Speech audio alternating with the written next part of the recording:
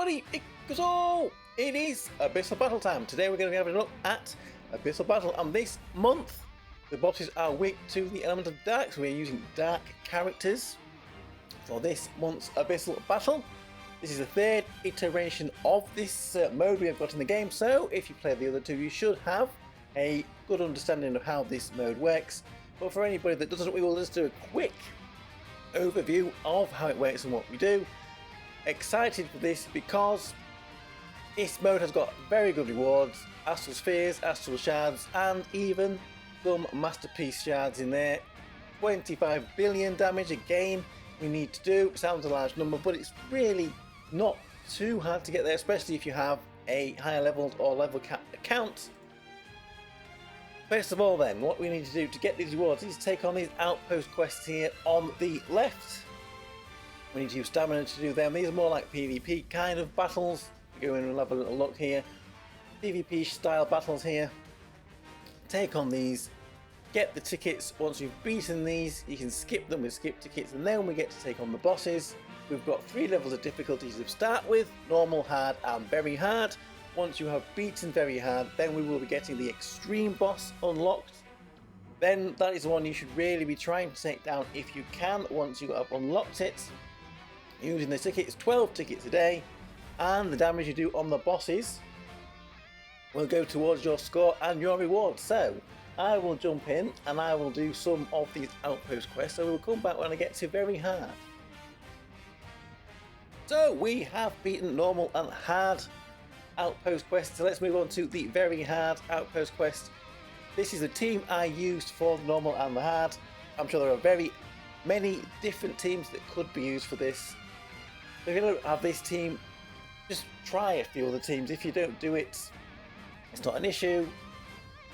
This one though, I am going to swap out Anne for the Princess Carol. We're going to try a single target DPS, as well as the old queen of PvP, 6-star Ilya, has been brought back for a bit of a resurgence. So hopefully we can take out this outpost quest without too much difficulty. Like I said, there's probably many different teams that you could build. You could go full physical. We could go single target DPS to try to take them out one at a time. You could go full AoE. Hopefully that will not be too much of an issue. But then once we have got these outpost quests beaten, we can then skip them with skip tickets. Make sure you do that every day, because you'll get tickets and you'll get decent rewards just for doing these outpost requests. I am using Vampy here. That's only because I don't have Warlock G2. I think Warlock G2 would be a better option if you have her. But I don't, so Vampy is my substitution there. So how are we doing here on this outpost quest? Seems like we're doing okay. Only a couple of the enemies in this battle left. We can take them out if Yui doesn't keep healing too much. There we go, just Yui left. Looking like we are doing decently. The reason I swapped out 6-star Anna for Carol on this one is because I did try it with that team with Anna in it, and Anna actually died, and then we just didn't have enough time to do it. But there we go. All of the outpost quests have been beaten now. So, who did the most damage there? Well, there we go. Carol did, but Ilya is not far behind. So now we've got all the outpost quests beaten, we can skip them. So skip this one and get our rewards. Like so. Okay, so I will skip the rest and then we will jump on to the bosses. So let's jump over to the bosses then. And the first boss we have this month is Nightmare. As you can see, I've beaten normal and hard, so let's jump into very hard and see how we do. I've done a few training fights, so I think this is the best team that I can come up with for the Nightmare. Now, I do know that Nightmare can be one-pan, this team can one-pan Nightmare, but I think you do need, again, a very high skill tree for it to work. There are a few other options for this team if you can't build this exact team here. I have seen Persia swapped for Reilly, if you don't have Percy, you can maybe use Ryuri instead. I've also seen the Phantom Thief Inori used instead of the 6-star Makoto. It might be a slightly better unit for this. But mine's only at 3-star, so I didn't even really try her. I've also seen Ryuri swapped for the 6-star Makoto, so you're going to have Eriko there, the Commander Eriko, as the face tank for this team. Now, as long as we can potentially 2-pan this, it shouldn't be too much of an issue for day one. Getting it in 1-pan would give you an extra ticket for the very hard boss, making it a little bit easier to get all of the rewards. But if you can't do that, then don't worry.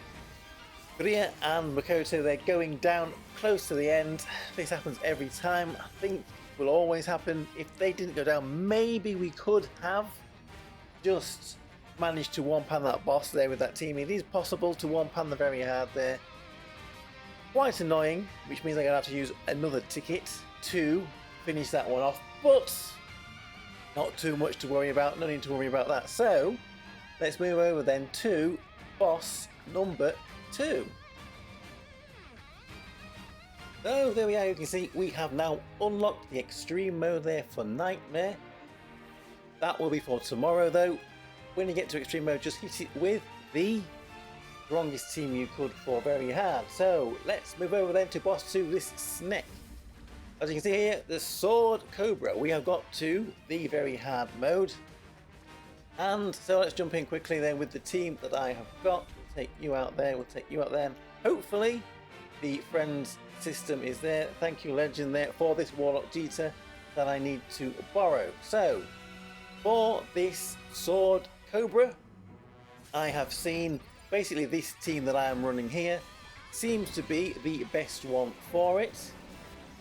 I have done training on this. I am hoping we get the same results that we did from training because they were actually pretty good. If you do not have your Ilya at 6-star and you don't want to borrow one, perhaps you could use Misora instead. That is the other team, swapping the 6-star Ilya for Misora. That team for me didn't do quite as well as this Ilya iteration of the team, but again, what we are hoping for here with a high enough skill tree is that we can 1-pan this Snake boss here. Get rid of the snake. We don't want no snake in my boots. Alright, that's a different IP. Right, so we are doing pretty well here with this team.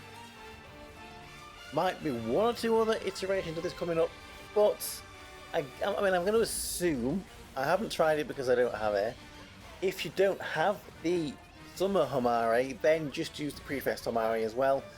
And I imagine you will still get pretty good results from that team. That is obviously the Kuka Noir at the front there, if anyone was wondering, not the 6-star version. So there we go. As we can see here, we did replicate our training with this team. Jita goes down right at the very end, but it doesn't matter because finally we've got a very hard boss in Abyssal Battle that we have been able to 1-pan. Remember though, when you get to all of these rewards here, to put them in before you take on the next boss.